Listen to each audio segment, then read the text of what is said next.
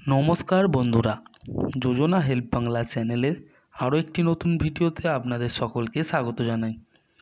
অস্থায়ী ও চুক্তিভিত্তিক কর্মীদের জন্য রয়েছে বিরাট খুশির খবর। এবার কিছু কিছু দপ্তরে চুক্তিভিত্তিক কর্মীদের বেতন বৃদ্ধির সাথে সাথে স্থায়ীকরণও করা হলো।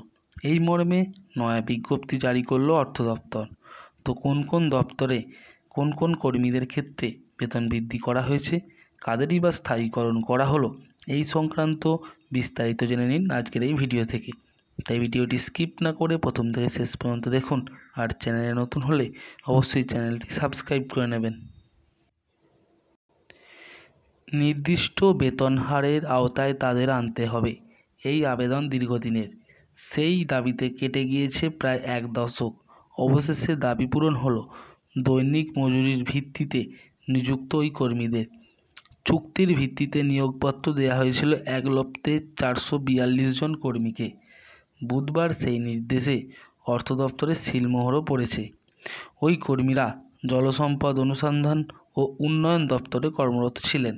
রাজ্য সরকারের দুটি সংস্থা মিলিয়ে তাদের নিয়োগপত্র দেয়া হয়েছে। স্থায়ী কর্মীদের মতোই এবার তারাও 60 বছর বয়স পর্যন্ত চাকরি করতে পারবেন। তারাও পাবেন স্থায়ী কর্মীদের মতো অন্যান্য সুযোগ সুবিধেও। তাদের নিয়োগের বিজ্ঞপ্তি জারি করা হয়েছে অর্থ দপ্তর থেকে। সেচ ও জলসম্পদ অনুসন্ধান ও উন্নয়ন দপ্তরে দীর্ঘদিন ধরেই চুক্তির ভিত্তিতে কর্মী নিয়োগ করা হয়েছে। দৈনিক মজুরির ভিত্তিতে নিযুক্ত কর্মীদের স্থায়ী করার ক্ষেত্রে বেশ কিছু নিয়ম তৈরি করা হয়েছিল। সেই নিয়ম মেনেই ওই কর্মীদের চাকরি নিশ্চিত করা হয়েছে। জলসম্পদ অনুসন্ধান দপ্তর ওই কর্মীদের স্থায়ীভাবে নিয়োগের প্রস্তাব অর্থ দপ্তরে পাঠিয়েছিল। অর্থ দপ্তরের অনুমোদনে ওই কর্মীদের West Bengal state minor irrigation corporation এবং West Bengal agro industries corporation এ নিয়োগ করা হয়েছে।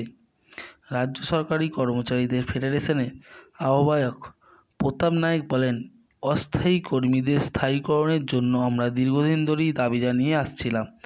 সেই দাবি মানার জন্য রাজ্যের মুখ্যমন্ত্রী মমতা বন্দ্যোপাধ্যায় ও কর্মচারী ফেডারেশনের চেয়ারম্যান মানস ভূঁইয়াকে ধন্যবাদ।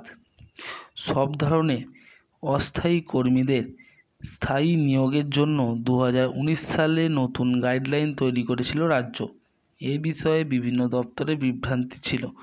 ওই গাইডলাইন অর্থ দপ্তর জানায় যে কর্মীদের কোনো কারণে একসময় অস্থায়ী ভিত্তিতে নিয়োগ করা হয়েছিল, তাদের চাকরি থাকবে এমন পরিস্থিতি থাকলে তাদের HRMS ব্যবস্থার মাধ্যমে, অর্থাৎ স্থায়ী কর্মীদের বেতন এই ব্যবস্থায় দেওয়া হয়, এর মাধ্যমে বেতন দেওয়া হবে। এর মধ্যে দৈনিক মজুরি ও চুক্তিভিত্তিক কর্মী ছাড়াও আরও দুই শ্রেণীর কর্মীদের কথা উল্লেখ করা হয়েছে। 2011 সালের সেপ্টেম্বরে অর্থ দপ্তর কিছু অস্থায়ী কর্মীর চাকরির মেয়াদ 60 বছর করে দিয়েছিল।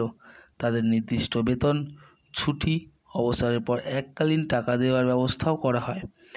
তার কিছুদিন আগে মন্ত্রিসভার বৈঠক থেকে বিভিন্ন দপ্তরে 6000-এর বেশি চুক্তিভিত্তিক কর্মী নিয়োগ করা হয়েছিল, যাদের এই সুবিধার আওতায় আনা হয়। পরবর্তী সময়ে সরকার এভাবে বেশ কিছু কর্মীকে নিয়োগ করে তাদেরকেই এই সুবিধাগুলো দিয়েছিল। তো বন্ধুরা, এই ছিল জল দপ্তরের কিছু অস্থায়ী চুক্তিভিত্তিক কর্মীদের বেতন বৃদ্ধি ও তাদের স্থায়ীকরণ সংক্রান্ত আপডেট, যেটা অর্থ দপ্তর থেকে পাবলিশ করা হয়েছে। তো যদি ভিডিওটি ভালো লাগে অবশ্যই চ্যানেলটি সাবস্ক্রাইব করে নেবেন এবং পাশে থাকবেন। ধন্যবাদ।